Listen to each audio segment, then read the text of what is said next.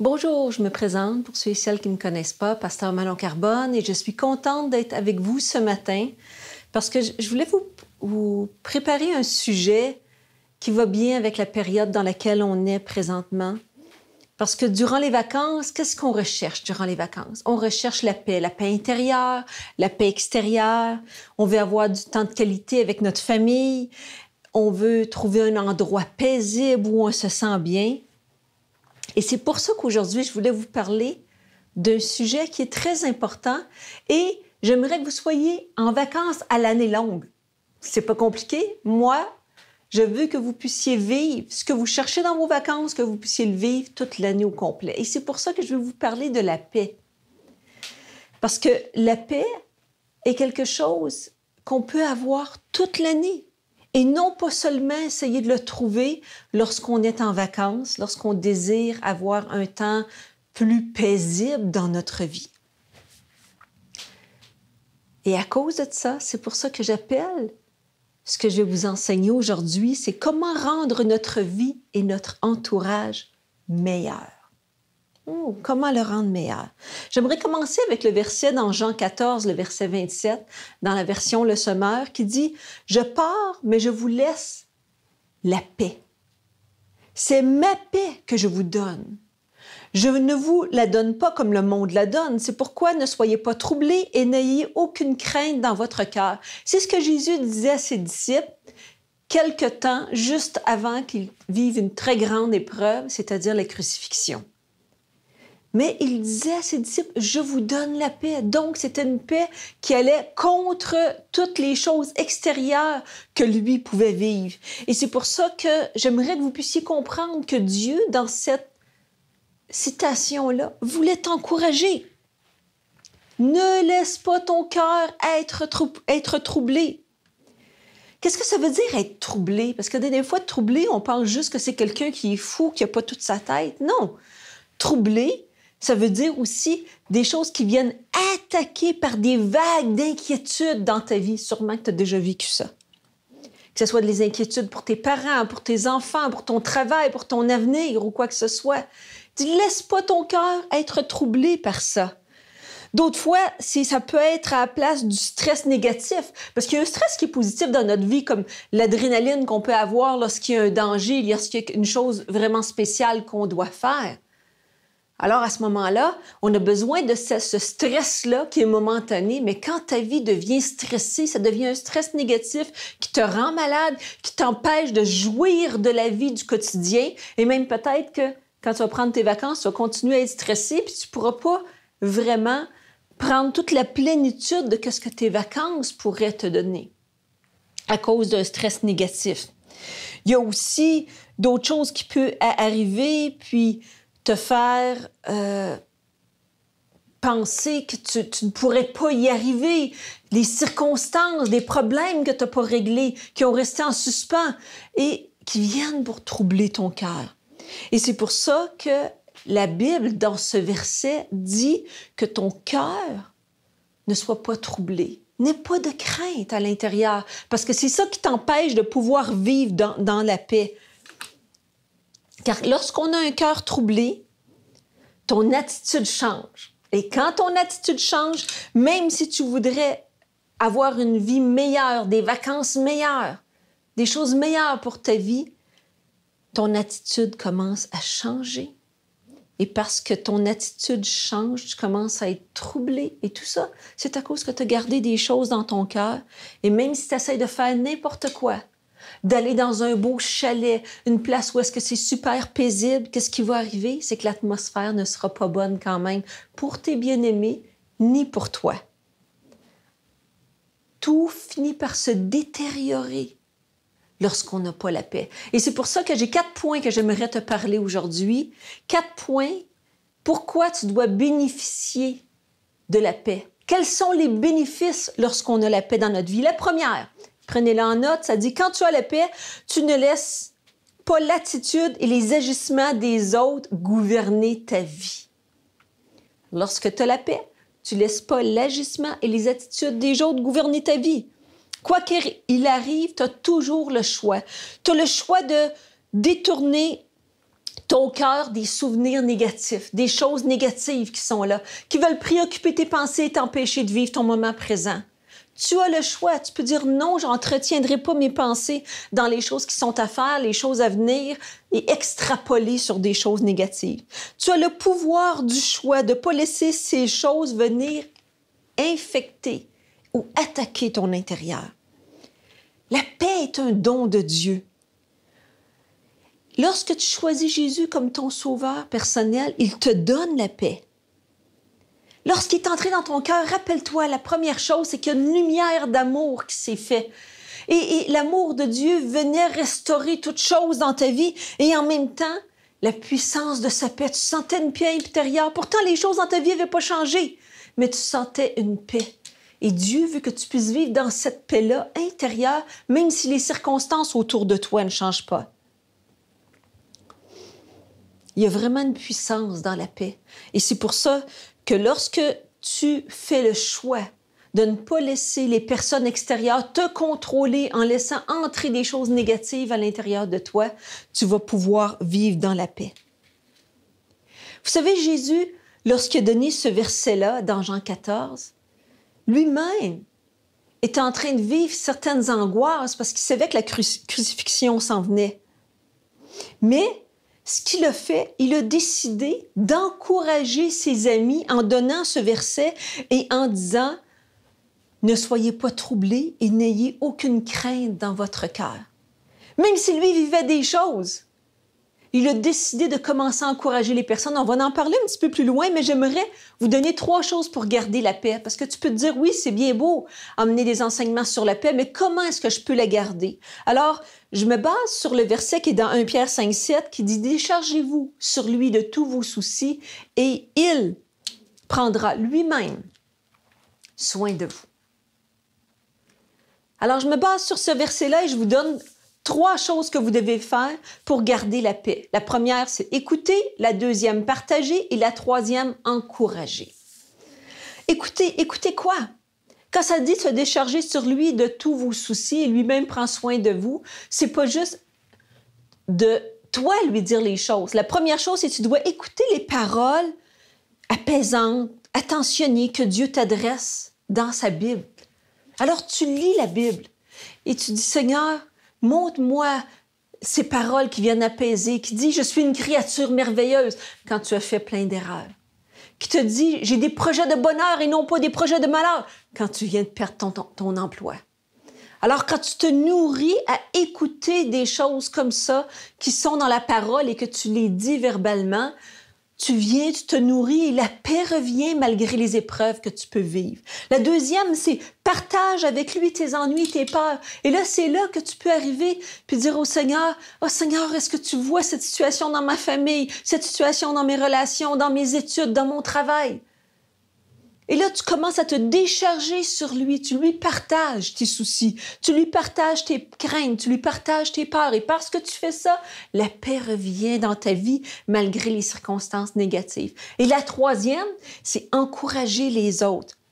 Et c'est ce que Jésus nous montre dans le Jean 14, 27. Parce qu'il mettait en pratique, lui, Jésus connaissait l'Ancien Testament et il mettait en pratique ce qu'il avait vu David faire. Parce que David, lui, ce qu'il faisait, c'est qu'il parlait à son âme. Il disait à son âme, tout haut, « Pourquoi t'as battu mon âme? Pourquoi gémis-tu au-dedans de moi? Espère en Dieu. Loue-le, ne te laisse pas abattre. » Et Jésus il dit, moi, je vais faire la même chose. Parce qu'il aurait pu être abattu parce qu'il savait qu'il s'en allait à la croix. Mais au lieu de faire ça, il a commencé à dire, OK, je vais encourager mes disciples. Et ce que je vais dire quand j'encourage mes disciples va venir toucher mon âme à moi. Et je vais rester dans la paix. Et c'est pour ça que quand Jésus a dit, je pars, mais je vous laisse ma paix. C'est ma paix que je vous donne. Je ne vous la donne pas comme le monde la donne. C'est pourquoi ne soyez pas troublés. Quand il entendait ça, il se parlait à lui-même aussi. Et n'ayez aucune crainte dans votre cœur. Alors Jésus, lorsqu'il encourageait les autres personnes, en même temps, ça l'encourageait lui.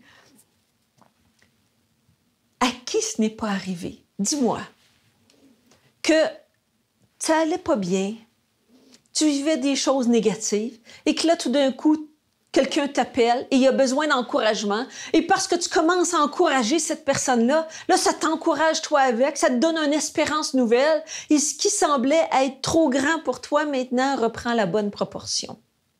C'est ce que Jésus nous enseigne dans ce passage-là en faisant ça, malgré que lui vivait des choses difficiles. Alors, le premier point, comme on mentionnait, c'est quand tu as la paix, tu ne laisses pas les attitudes, les agissements des autres venir gouverner sur ta vie. Le deuxième point, quand tu as la paix, tes forces sont renouvelées. C'est sûr parce que la parole nous dit que la joie de l'Éternel est notre force. Mais j'aimerais vous lire Proverbe 12, 25 qui dit « L'inquiétude dans le cœur d'un homme l'abat, mais une bonne parole le réjouit. » Alors c'est pour ça, si tu veux semer, être un semeur de joie autour de toi, si tu veux même toi avoir la joie, ça dit qu'une bonne parole réjouit.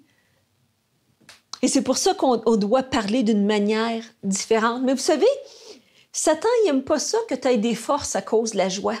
Fait qu'il veut essayer par tous les moyens de te tourmenter, de venir te contrôler, de te voler ta joie, de voler ta paix, de voler ta foi et libérer une culpabilité dans ta vie.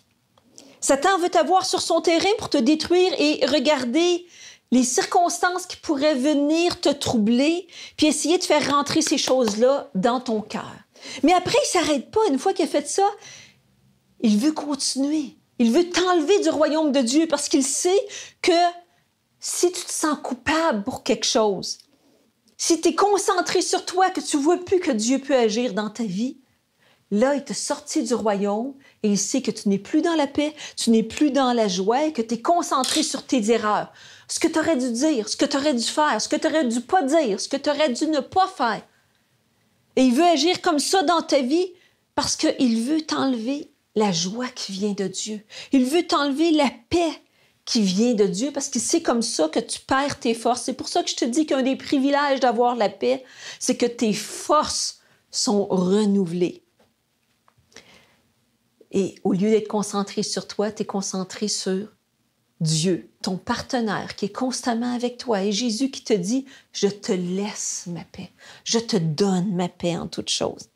Rappelle-toi, quand Satan essaie de venir te faire concentrer sur tes erreurs, que Jésus les a toutes prises à la croix. Il a pris ta culpabilité, il a pris tes erreurs, il a pris tes manquements, il a pris tes péchés. Et ça, c'est pas juste la journée de ton salut. Ça continue même une fois sauvé. La troisième chose, le troisième point, quand tu as la paix, la peur pour ton futur part. Ça dit dans Matthieu 11, 28, « Venez à moi, vous tous qui êtes fatigués et chargés, et je vous donnerai du repos. » La peur du futur va libérer une anxiété dans ta vie. Et c'est drôle, hein, parce qu'aujourd'hui, la société cherche toujours à améliorer la qualité de vie, à améliorer, à lutter même pour améliorer le bien-être, que ce soit de nos aînés ou autre chose. Mais ça n'empêche pas l'inquiétude de grandir dans nos vies. Fait qu'on voit que toutes les choses extérieures ne peuvent pas empêcher l'inquiétude de grandir dans nos vies. Réfléchis à ça. Présentement, probablement que ta vie est meilleure que la vie de tes parents, que les choses se sont améliorées, que tu as une meilleure qualité de vie. Est-ce que ça t'empêche d'être anxieux? Non. Parce que même si tu as une meilleure qualité de vie, c'est pas ça qui va enlever la peur et l'anxiété, c'est qu'est-ce qu'il y a à l'intérieur de toi. Je vois des fois des jeunes couples, ils se marient, ils s'achètent une maison tout de suite. Des célibataires ont un condo. Ça ne les empêche pas d'avoir une mauvaise estime d'eux-mêmes, une mauvaise confiance en eux ou concernant leur futur. Qu'est-ce que ça fait, ça? Ça fait juste te démontrer que les choses extérieures, l'argent, les possessions, ces choses-là, c'est pas ce qui va te procurer de la paix. Parce que même si tu es là, tu peux avoir de l'anxiété, tu peux avoir de la peur. Avoir cet esprit de paix dans notre vie est le plus grand bienfait qu'on peut souhaiter pour nous-mêmes et pour nos bien-aimés. Bien des personnes essaient, en changeant d'endroit, d'avoir la paix de l'âme, d'avoir la paix de l'esprit, mais rien ne peut remplir le vide de l'âme dans ton cœur. Quand tu viens à Jésus, il est là pour te libérer de ce vide qui est dans ton cœur, qui est dans ton âme. Les interrogations que tu peux te faire. Les tourments qui viennent toucher ton âme. Aujourd'hui, laisse-le prendre les commandes de ta vie. Dis, Jésus, viens prendre le contrôle de ma vie. Parce que je veux vivre dans ta présence, dans ta joie, dans ta paix. C'est l'antidote excellent pour l'inquiétude quand tu laisses Jésus contrôler les choses au lieu d'essayer, toi, de contrôler toutes choses. Quand ton cœur est inquiet, c'est parce qu'il ne repose pas en Dieu. Même si tu essaies de dire, oui, je lis, je prie. Non, il ne repose pas en Dieu. Si tu n'as pas la paix, ton cœur ne repose pas en Dieu. Jésus, aujourd'hui, veut te laisser la paix. Dieu veut te réconforter aujourd'hui et te dire que, écoute bien ça, tu n'es pas obligé de tout prendre sur tes épaules. Tu n'es pas obligé de tout contrôler. Tu n'es pas le sauveur du monde. Grande révélation. Mais souvent, on agit de cette manière et c'est pour ça qu'on perd la paix. Tu n'es pas le sauveur de ta famille, tu n'es pas le sauveur de ton ministère, tu n'es pas le sauveur à ton travail, tu n'es pas le sauveur dans tes études, tu n'es pas le sauveur avec tes amis.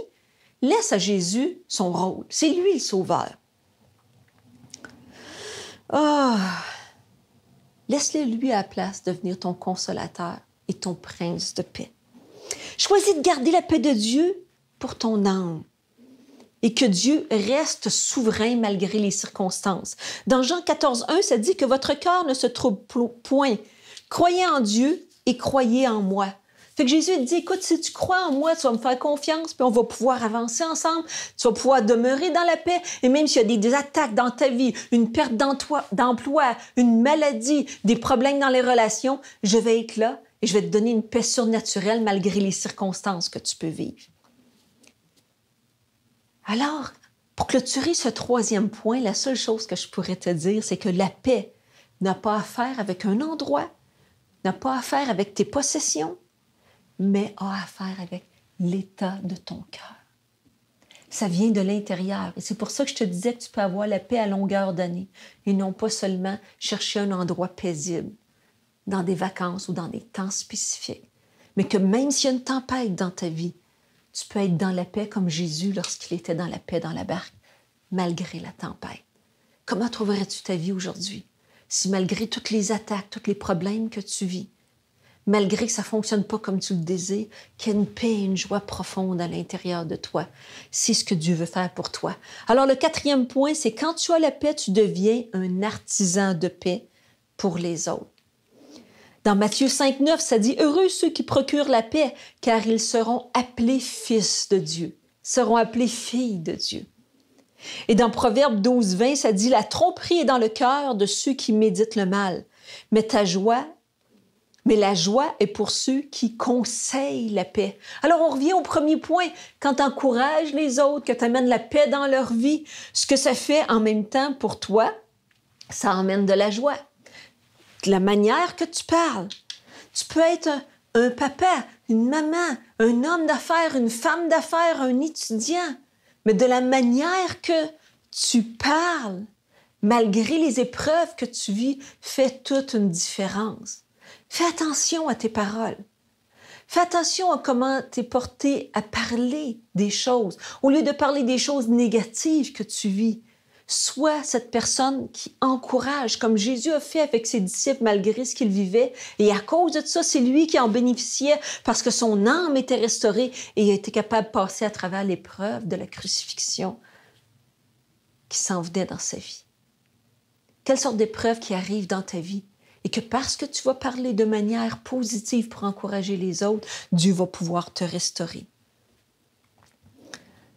On aspire à la paix pour notre famille, pour la communauté.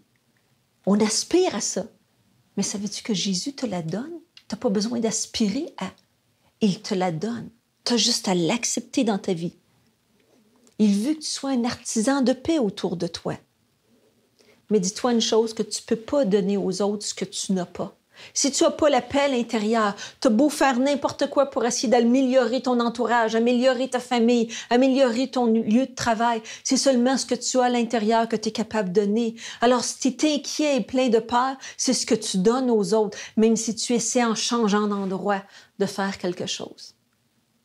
C'est pour ça que ça doit commencer à l'intérieur de toi pour que tu puisses être un artisan de paix et que la paix qui est à l'intérieur de toi puisse jaillir sur les autres personnes. Tu ne peux pas donner aux autres ce que tu n'as pas, même si tu travailles très fort. Si je faisais un résumé, la paix avec Dieu, comment elle se fait la paix avec Dieu? Par le sacrifice de Jésus à la croix. À cause qu'il a payé pour toi à la croix, ça te réconcilie avec Dieu et tu peux avoir la paix avec Dieu. La paix de Dieu, c'est en demeurant dans son royaume, en ne laissant pas les circonstances venir amener la peur et la crainte dans ta vie, mais en demeurant dans son royaume de paix et de joie, là, tu as la paix de Dieu, qui est une paix qui surpasse l'intelligence, qui n'est pas selon ce que tu peux avoir, ce que tu possèdes ou l'endroit où tu peux être. Tu peux être n'importe où, mais la paix de Dieu est avec toi. Et la troisième chose, c'est la paix avec les autres. Quand on laisse Jésus vivre en nous, qu'on le prend comme souverain dans notre vie, qu'il vient nous conseiller en toutes choses, à ce moment-là, tu peux communiquer cette paix-là aux autres. Et c'est pour ça que quand je te disais au début que ce que je prêchais aujourd'hui, l'enseignement que je donnais, c'est comment rendre notre vie, notre entourage meilleur, elle va l'être et ça ne te coûte rien si tu as la paix à l'intérieur de toi. Et c'est pour ça qu'aujourd'hui, entends Jésus qui te dit « Je te donne ma paix ». Le monde ne peut pas te donner cette paix-là. Il peut te rendre paisible par un endroit tranquille, par la beauté de la nature, mais il ne peut pas te donner la paix intérieure et enlever le vide qui peut être à l'intérieur de soi. Alors j'aimerais que tu puisses fermer tes yeux et que tu puisses voir comme si Jésus était assis à côté de toi et qu'il te dit « Je te donne ma paix ». Je te donne ma paix, mon fils. Je te donne ma paix, ma fille. Et que tu puisses prendre le temps de parler avec Jésus s'il y a un endroit dans ta vie, un aspect que la paix de Jésus doit toucher, que ce soit tes relations, ton travail, ou tout simplement ton cœur qui a été troublé par toutes sortes de circonstances, ou même encore plus, la paix avec toi-même, à cause des mauvais choix, ou des mauvaises attitudes que tu as eues. Commence à en parler avec Jésus. Et à chacune des choses, que ce soit une relation, que tu l'entendes te dire « Je te donne ma paix ». Que ce soit au travail. C'est pas parce que tu vas l'avoir, l'augmentation, ou parce que les choses vont changer, mais il te dit « Je te donne ma paix ». Que ce soit au niveau de toi-même, à cause des déceptions, des choses que tu as fait ou tu n'as pas fait, que tu puisses l'entendre te dire « Je te donne ma paix ». Et laisse cette paix-là, ressens-la dans ton fort intérieur maintenant. Parce que rappelle-toi que tu ne pourras jamais apporter aux autres ce que tu n'as pas. C'est pour ça que c'est important que tu puisses avoir la paix à l'intérieur de toi. Et je réclame que cette paix soit sur chaque personne maintenant. Que tu puisses les visiter là où ils sont maintenant. Et que ta paix soit sur leur vie. Si tu nous visites pour la première fois ou que tu as même écouté différentes fois les prédications, les enseignements qui ont été donnés sur Internet, mais que tu n'as jamais accepté Jésus dans ta vie, tu ne peux pas être porteur de cette paix-là. Jésus désire que tu aies la paix dans ta vie et non la peur. Et c'est pour ça que j'aimerais que tu répètes avec moi cette prière, que tu puisses dire « Seigneur Jésus, je viens à toi ce matin, avec mes craintes, avec mes peurs, avec mes désappointements. Mais je te demande, Seigneur, que tu deviennes le Seigneur et le Sauveur de ma vie. Merci de pardonner tous mes péchés, toutes mes erreurs. Merci de me donner ta paix aujourd'hui et que je puisse vivre dans ta paix, dans ta joie et que tu puisses être là pour me guider chaque jour dans ma vie. Dans le nom de Jésus. Amen. Si tu as fait avec moi cette prière pour la première fois, tu peux venir sur notre site mcigc.ca et aller sur l'onglet qui dit « J'ai dit oui à Jésus ». Remplis seulement les informations et une personne va t'appeler, va pouvoir prier avec toi. Et de cette manière, tout ce qui venait à l'intérieur de toi pour t'oppresser, pour t'angoisser, tu vas pouvoir être libéré de ces choses-là et voir la paix de Dieu grandir en toi davantage. Alors, j'aimerais que tu puisses te rappeler ces 4 points qui permettent à la paix de continuer à grandir en toi. Ces privilèges que la paix nous donne. Quand tu as la paix, tu ne laisses pas l'attitude et les agissements des personnes venir gouverner ta vie. Quand tu as la paix, les forces sont renouvelées. Quand tu as la paix, la peur pour ton futur part. Quand tu as la paix, tu deviens un artisan de paix pour les autres. Alors, aujourd'hui, sois cet artisan de paix qui va rendre la vie de tout le monde autour de toi et ta propre vie meilleure. Et tout cela, c'est à ta portée. Prends la décision aujourd'hui de laisser Jésus régner sur les circonstances. Prends la décision aujourd'hui de parler différemment. Prends la décision aujourd'hui de le laisser régner sur toute chose. Et tu vas voir comment sa paix va se manifester d'une manière surnaturelle dans ta vie. Et j'ai le privilège la semaine prochaine d'être encore avec vous. Et la semaine prochaine, qu'est-ce que j'aimerais vous parler? C'est sur la réussite est à ta portée. Ne manque pas ce message que j'ai pour toi, parce que la réussite t'appartient. Jésus a payé pour que tu aies la réussite. Je ne dis pas qu'il n'y aura pas de problème dans ta vie. Je ne dis pas qu'il n'y aura pas de circonstances difficiles. Mais la fin de toute chose, Jésus a une réussite pour toi.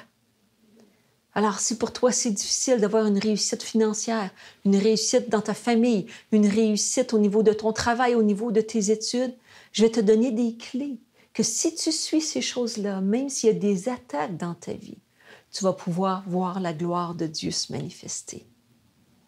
Alors, sur cela, je te bénis et je réclame que cette semaine soit une semaine où la paix surnaturelle de Dieu se manifeste comme tu ne l'as jamais vu jusqu'à présent et que malgré le trafic, malgré l'endroit où tu es, que tu sois en vacances ou non, la paix de Dieu sera avec toi. Que Dieu te bénisse. Et à la semaine prochaine. Wow! Merci, Pasteur Manon. C'est toujours un plaisir de vous avoir avec nous. Et merci pour toutes ces paroles de sagesse qui nous permet justement de rester dans la paix. Et vous savez qu'est-ce qu'on dit? On a écouté qu'est-ce que Dieu avait pour nous aujourd'hui. Maintenant, c'est à notre tour de pratiquer ce qu'on a entendu.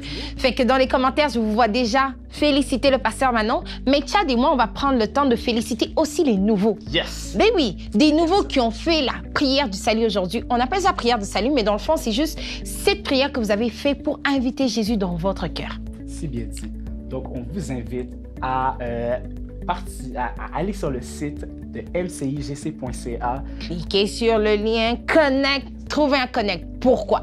Parce qu'un Connect, c'est un groupe de personnes qui veut vous inviter à participer avec eux dans des réunions. Vous allez juste pouvoir vous intégrer à notre Église. Partager la parole de Dieu, c'est un groupe de personnes qui ont la même foi que nous, la même envie de connaître ce Dieu avec nous et garantie, n'est-ce pas, Chad, que ça nous fait grandir dans notre vie chrétienne? Oui, je peux le témoigner car je fais partie d'un Connect, tu fais partie d'un Connect, on a vécu l'expérience. Yes. On vous invite à faire partie de cette expérience-là aussi. Exact. Merci à toute l'équipe de l'Église MCI Canada d'avoir rendu cette expérience inoubliable. Donc, on remercie le groupe de louanges. Bien sûr. On remercie Pasteur Manon pour ce message édifiant. Yes, exact. On remercie à tous ceux qui ont participé avec nous à cette expérience. Merci à toi pour ton agréable présence. Oh, ben oui. Et maintenant, on est rendu À la fin, on est rendu à la fin, mais tu sais quoi? J'ai réalisé qu'il y a beaucoup de personnes en vacances. Mais on reste connecté aux différentes plateformes de MCI Canada. Même en vacances, on est au courant de qu'est-ce qui se passe à l'église. Toi, tu es comme moi, en vacances, tu regardes qu'est-ce qui se passe sur Instagram de MCI? Oui, par nos différentes plateformes telles que celles de YouTube, de Instagram, Bien sûr. Facebook. Bien sûr. Tellement de moyens de rester connecté à notre église. Et Exact. c'est tellement bon d'être entre frères et sœurs en Christ. Et on n'oublie pas d'activer nos notifications. Ceci étant dit, Chad et moi, ça nous a fait plaisir d'être avec vous ce dimanche, mais on vous souhaite un très bon dimanche, une très belle semaine. On y va parce qu'il y a le baptême tantôt. On n'oublie pas de se connecter, les nouveaux aussi. Fait que Dieu vous bénisse. Et Chad, qu'est-ce que tu leur dis pour la fin? Je vous souhaite une semaine glorieuse. Je vous aime.